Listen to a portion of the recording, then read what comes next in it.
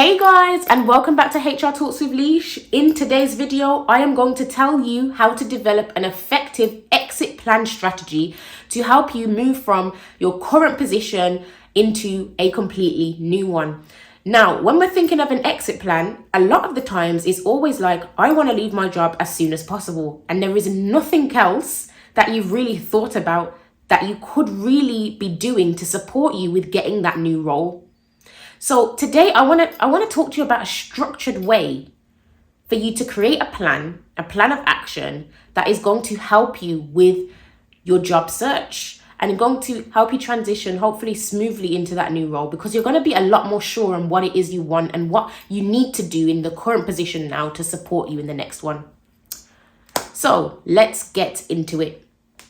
So the first thing I want to go through is, why do you want to leave your job? Now, there are many reasons why people want to leave their jobs. One reason being they just don't like the job, they don't like the people in the job, or they might be looking for a career change. You're thinking, you know what, I'm not developing in this role enough and I want to just move, or I'm not getting enough money. Like, I want more money. I don't think I'm getting paid enough. So I'm going to move on to the next thing, right? So there are many reasons why we want to leave jobs, usually because you want more of something, or you don't like the environment, you don't like the culture.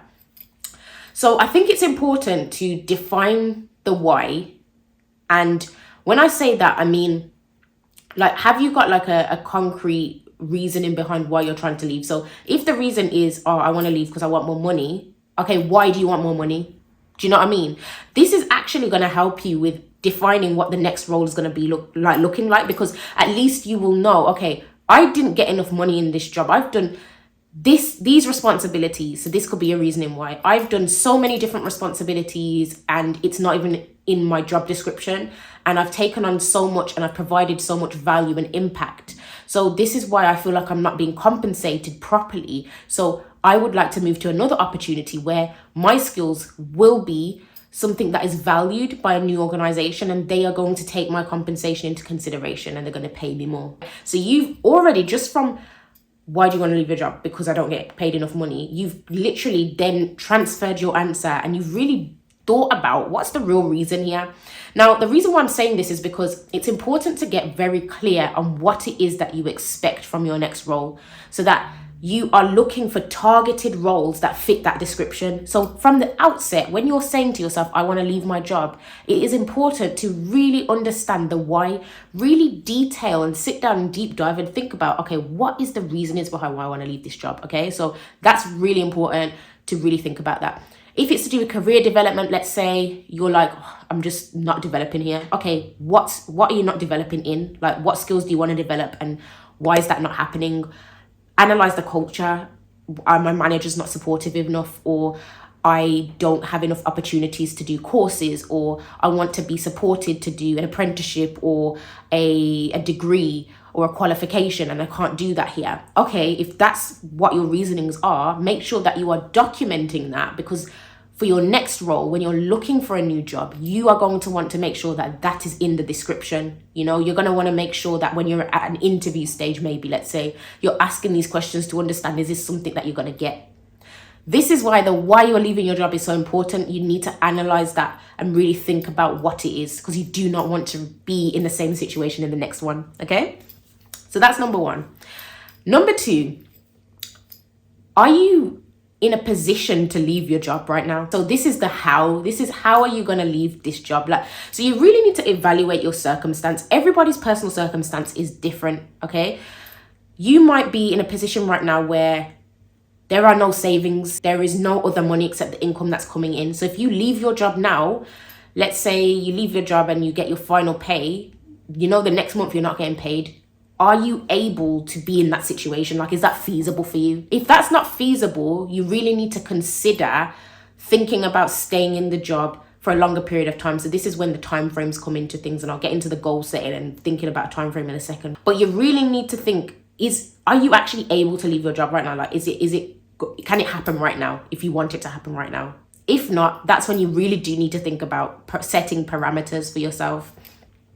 You also need to think about, in this how, what do I need to do right now in the role that I'm in at the moment that could potentially help me to upskill so I get the right skills I need to move into my next job. So if you are somebody who is not in HR at the moment, you work in a different industry altogether and you are thinking about transitioning into HR. So let's say your why is you want to transition into HR, and you've done a research around it, you think you are suited to certain areas, you want to explore that thing. If you want to transition into HR, you always have to think about your transferable skills at this stage. So what are you doing right now in your job that you could maybe do more of to help you to get a HR position so that you can showcase those transferable skills for what you need in a HR position?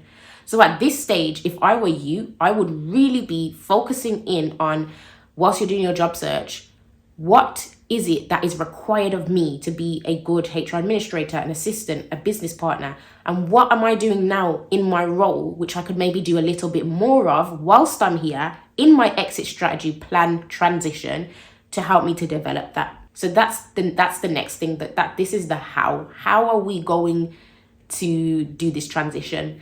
So within the how, it's also important that you think about timeframes, okay? So a lot of people come to me and say, Alicia, I want to leave my job as soon as possible. And I completely understand that. Everybody who is in a position that they don't want to be in wants to move out of that position as soon as possible. But we have to set parameters. We need to be setting timescales to make this move feasible.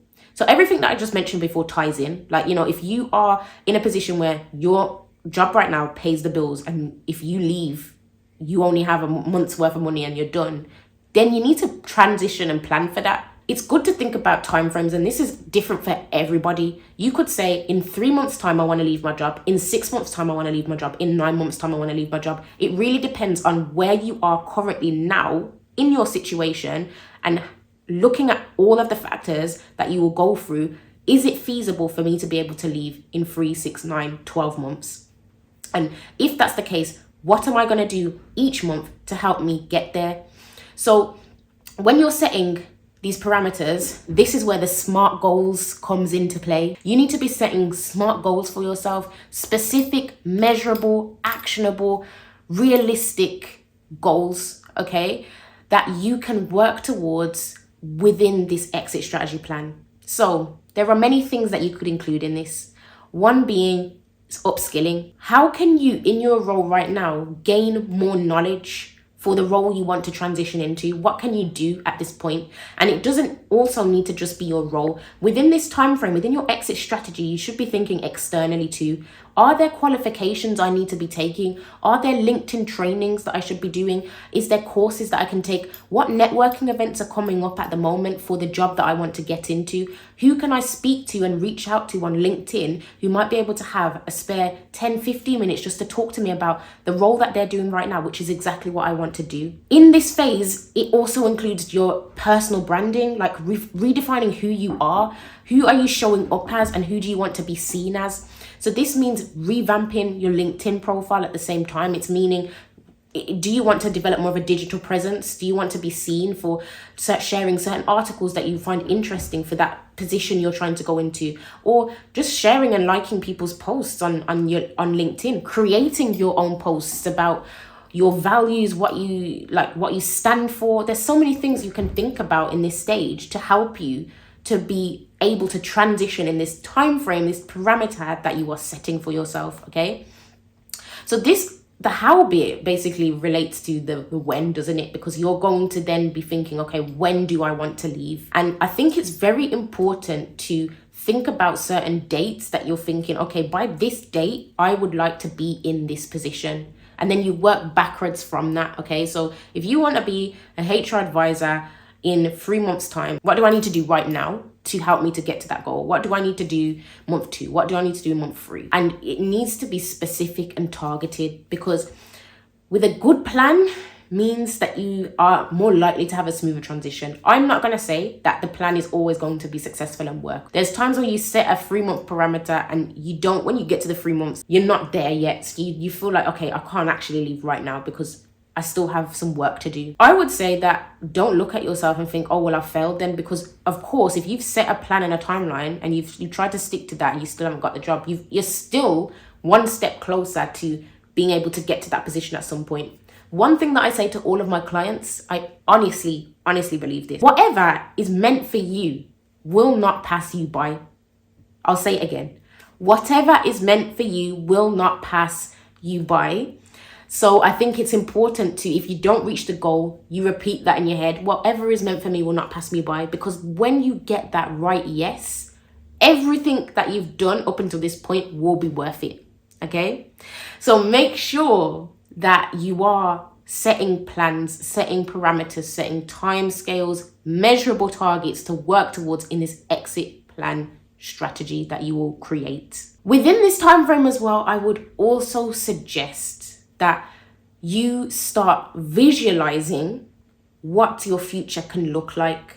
So there's many things that you can do in these phases already. You can start writing your resignation letter in advance, because you know, okay, you know what, I've started to write this. It's actually real. It's something I want to do. Even if you don't hand it in on the date that you wanted to hand it in, it's been drafted and it's been written. You are very much in a position where it's like, you know what, I do want to leave this job. Now, obviously, in this exit plan strategy, you are going to also have to include the job search aspect into it. So in order for you, mainly I'd say in a lot of people's positions, you're going to need to have a job lined up first before you hand in your resignation. Some people may be one of those, in those positions where it's like, you know what, I actually have funds or savings, so I can quit now and I can think about my job search strategy over a few months. So some people might be in that situation, but some of you might not. Some of you might actually have to be in that job search phase for some time and then get an offer and then hand in your resignation. So I do think that in the exit strategy, you do need to focus on, it goes back to what I said before, the rebranding, and that includes also your CV. So looking at what are your achievements, what are your impacts at the moment, what have you actually done right now that you can add to your CV that is going to be relatable to a HR job description. And I've got many videos that go over transferable skill set, what that means, what you should be doing on your CV. So you can definitely check out some of those videos where I go more depth there. But it is important to have SMART goals for these parts of your strategy too, in terms of finding jobs, being specific about what it is you want, and tailoring your CV, really perfecting your interview technique. These are all important elements that need to be in your job search strategy. And it's always elements that I know you're always thinking about. And that's why I'm focusing more in this video on the parts that you might not think about as much, like actually really analyzing what has happened in this role that you're in at the moment and why it is that you want to leave and how are you going to leave, and thinking about that to then be able to add that to your job search strategy. I think that's very important to highlight. Quick one from me, guys, because I literally just forgot to add this in. I know this is rough, but I think it's important, so I needed to say it. Are you trying to find something that's full-time, part-time?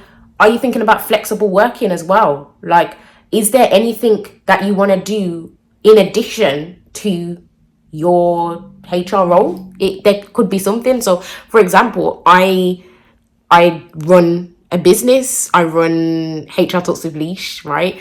And for me, I'm thinking, Alicia, do you need to now go into a part-time role potentially, or look into flexible working so I can manage that? Everybody's personal circumstance is different. So if you're thinking about moving into a new role, you need to think about everything. Also, what benefits do you want? Some people really like to have a lot of holiday off. Some people are like, do you know what? I want to be able to buy more holiday at some point. Is that a benefit that you're going to get?